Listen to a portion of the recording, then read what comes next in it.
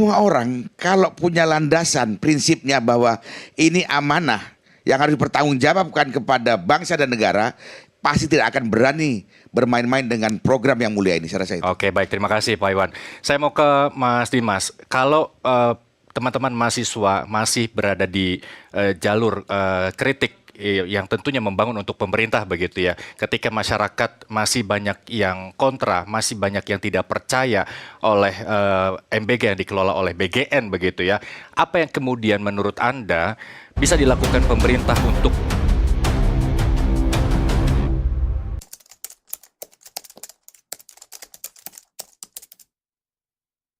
Sejauh ini MBG itu menurut saya sangat baik ya karena memperbaiki tingkat gizi masyarakat.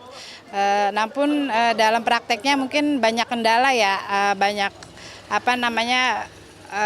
masyarakat ada yang mengeluh ini. Cuman sejauh ini baik, membuka lapangan pekerjaan.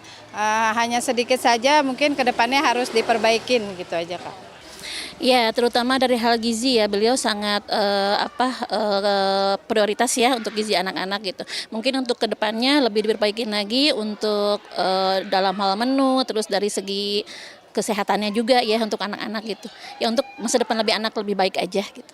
Alhamdulillah mungkin anak-anak sudah bisa merasakan kesejahteraan dalam MBG itu, peningkatan gizinya. Lebih baik bantuan itu ya mendingan kasih ke inan aja ada orang tuanya langsung yang masak apa, untuk menunya apa. Lebih baik seperti itu supaya tidak ada kasus-kasus untuk pengkorupsian lagi dan kayak gimana. Iya, lebih baik seperti itu ketimbang harus ditampung dengan satu lembaga dan lembaga itu tidak amanah untuk menjalaninya. Baik, kita lanjutkan diskusi malam ini di segmen terakhir. Waktunya sangat padat, tapi saya dimulai dari Pak Iwan. Ketika tadi saya minta Pak Iwan, saya menantang nih ya, minimal 6 bulan ke depan apa yang kemudian harus dilakukan oleh Mas Sudar dan bagaimana kemudian masyarakat bisa merasakan hasil dari kepemimpinan Mas Sudar secepat-cepatnya. Oke, sebenarnya pertanyaan ini cocoknya ke Mas Sudaryono ya. Nah, Kalau mewakili saya, lah. enggak, dalam arti begini. Intinya Mas Sudar begitu nerima amanat untuk menjadi kepala BGN, pasti punya program kerja. Paling tidak bisa mengakomodir seluruh MBG yang ada di bawah untuk sesuai tupoksi yang ada di masing-masing SPPG itu. Ya. Masalah keracunan segala macam kemarin sudah terjadi. Mudah-mudahan ke depan selama dipegang Pak Daryono ini tidak terjadi lagi. Ya. Korupsi yang kemarin dilakukan oleh pusatnya BGN, ketika Pak Sudar yang pegang tidak ada lagi korupsi. Jadi kalaupun itu 10.000 ya 10.000 itu yang dimasak. Jadi bisa dirasakan oleh adik-adik kita, anak-anak kita yang di daerah terutama.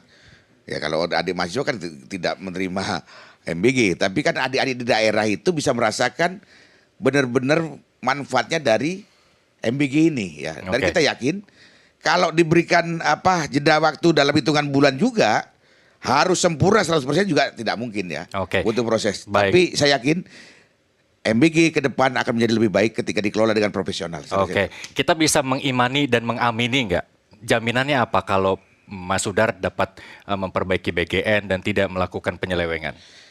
Semua orang kalau punya landasan prinsipnya bahwa ini amanah yang harus dipertanggungjawabkan kepada bangsa dan negara, pasti tidak akan berani bermain-main dengan program yang mulia ini. Saya rasa itu. Oke, baik, terima kasih Pak Iwan. Saya mau ke Mas Dimas. Kalau teman-teman mahasiswa masih berada di jalur kritik yang tentunya membangun untuk pemerintah begitu ya. Ketika masyarakat masih banyak yang kontra, masih banyak yang tidak percaya oleh MBG yang dikelola oleh BGN begitu ya.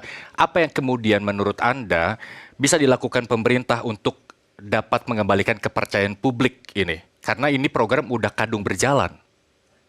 Ya, begini sekian tadi saya menjawab Bapak pernyataan ya sebelum jeda tadi ya. Siap, silakan. Dimulai dari MBG itu program mulia dan sebagainya. Yang pertama tadi sudah saya sampaikan sejak awal bahwasannya pembahasan MBG itu bukan hanya terkait dengan bagaimana dia terlaksana, tapi bagaimana ia terencana. Ketika kita melihat tadi transparansi diperlukan, digitalisasi diperlukan, komunikasi diperlukan. ada satu program yang punya transparan dan digitalisasi yang menurut saya lebih baik. Bahkan dia meluncur jauh setelah MBG, yaitu Kopdes Merah Putih dengan segala pro dan kontranya. Kita coba ambil salah satu nilai baik ya dari Kopdes Merah Putih. Kalau kita akses website Kopdes Merah Putih, kita bisa men-tracing berapa banyak transaksi yang dilakukan di setiap KDMP di setiap daerah. Itu ada datanya di sana dan live, datanya itu terupdate live di websitenya KDMP. Dan kalau kita lihat ya, KDMP sendiri itu meluncur jauh daripada MBG, jaraknya hampir 1 tahun lebih.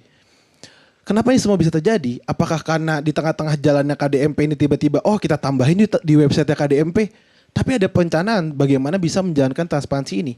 Meskipun masih banyak kekurangan di dalam KDMP, dan saya juga bukan orang yang setama-tama mendukung KDMP, tapi kita kembali melihat kepada MBG. Ketika kita melihat hari ini, transparansi, digitalisasi, dan komunikasi sebagai problem daripada MBG, ini semua akan terjawab melalui perencanaan yang matang.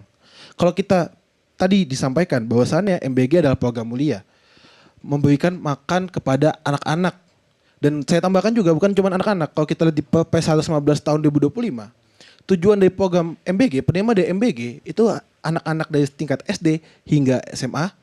Kemudian ada juga bayi dari usia 6 bulan sampai dengan balita minimal 5 tahun. Kemudian ada juga ibu-ibu yang hamil usia 1000 tahun, berarti 1000 hari kandungan dan sebagainya. Nah, berarti kita membutuhkan satu perencanaan yang baik sehingga hal mulia ini bisa terlaksana dengan baik juga. Jangan sampai hal yang mulia ini dipatahkan karena kita tidak tahu bagaimana sebenarnya MBG ini harus berjalan. Oke, Mas Dimas saya potong. Tapi intinya bagaimana kemudian publik ini dapat kembali percaya dengan apapun program yang dijalankan oleh pemerintah? Iya, tadi seperti yang saya sampaikan, perencanaan yang matang. Jangan khawatir untuk pemerintah, jangan khawatir untuk melakukan moratorium. Jangan khawatir untuk melakukan perencanaan yang lebih baik lagi. Jika memang MBG ditujukan dengan niat baik, ditujukan untuk program yang mulia tadi, jangan khawatir untuk mendesain program ini sebagai mulia, pelaksanaan mulia. Dan korupsi yang terjadi dalam MBG hari ini bukanlah korupsi yang terjadi secara kultural belaka. Kita sebagai mahasiswa hukum, kita kenal satu doktrin untuk melihat suatu permasalahan hukum, yaitu model hukum dari Lawrence and Friedman. Di mana kita melihat hukum dari 3 aspek, struktural, kultural, dan juga instrumental. Kita mengamini tadi terkait dengan kalau misalkan memang Pak Sudaryono punya iman yang keras untuk mengabdi kepada bangsa, itu satu masalah kultural yang sudah diselesaikan. Tapi kita lihat tata kelolanya, kita lihat bagaimana MBG itu didirikan, didesain, itu adalah problem struktural ya. Kemudian kita lihat secara instrumennya, apakah undang-undang kita saat ini sudah mencukupi untuk melakukan pengawasan kepada MBG? Apakah peraturan undang-undang kita saat ini sudah mencukupi untuk melakukan pengawasan kepada MBG? Dan apakah penindakan korupsi terutama terkait dengan MBG memang sudah efektif melalui peraturan undang-undang kita? Apakah desain KPK kita sudah sesuai dan sebagainya? Itu sih. Terima kasih Mas Dimas. Kawal terus ya, jangan sampai lelah. Saya ke Mas Agung. Masyarakat pertama dikecewakan dengan pimpinan Dadan CS. Terus kemudian ada harapan baru dengan Bu Nanik, tapi Bu Nanik PHP. Dengan menggebu-gebunya dia akan membenahi BGN, tata kelola MBG, tapi mundur juga. Ini masyarakat ada harapan ketiga nih. Jangan sampai masyarakat juga pupus harapannya ketika Mas Sudar ada kenapa-napa begitu ya. Kalaupun ada kenapa-napa, apa yang kemudian Anda baca terkait dengan pemerintahan Presiden Prabowo sampai 2029 nanti?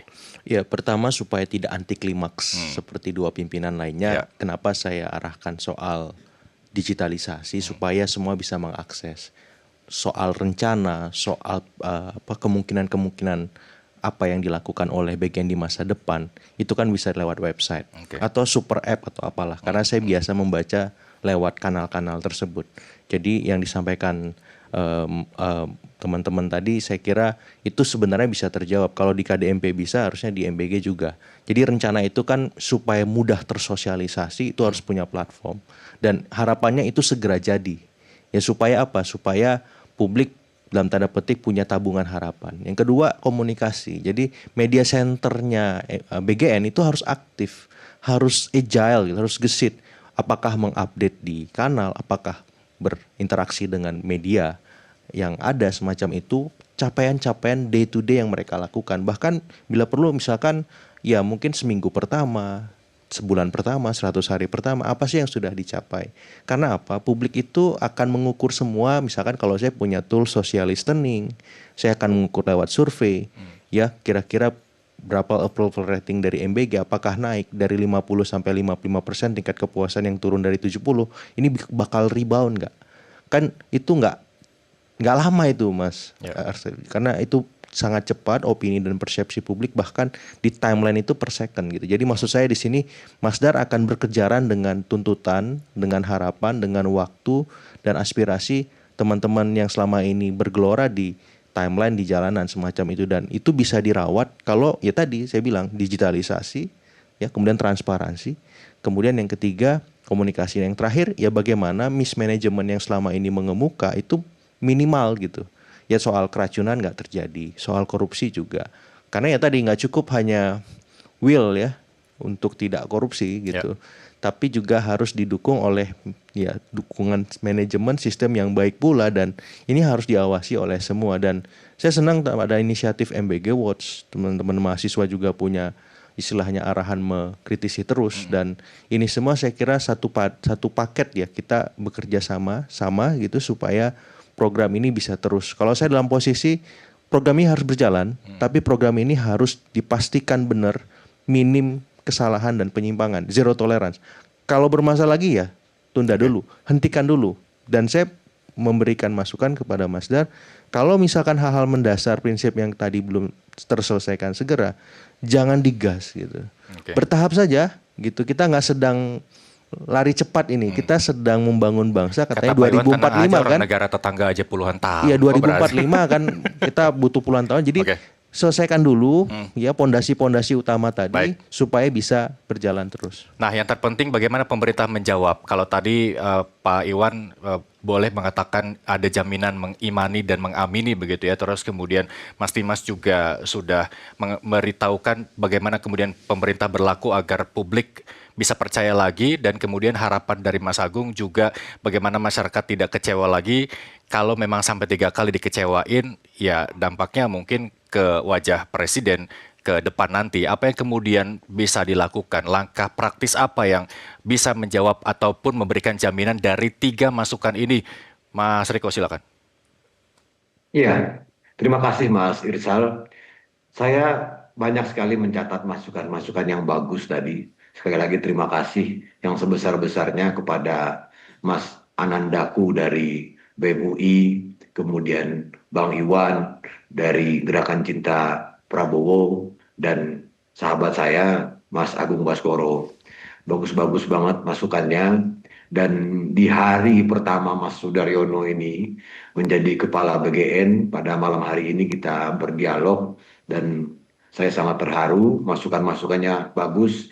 Sekali lagi tujuan kita sama, mungkin saja medan pengabdian kita yang berbeda-beda, tetapi tujuan kita sama, kritikan-kritikan dari mahasiswa bagus banget, dan Nusantara TV juga memfasilitasi kita untuk mendialogkan ini.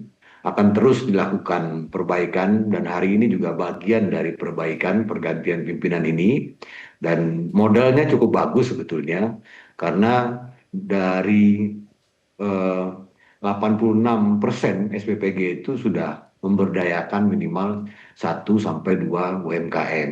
Kemudian kalau kita lihat riset dari Bappenas itu, dulu sebelum MBG itu 56% anak-anak kita yang lapar saat di sekolah. Sekarang sudah berkurang menjadi 18%.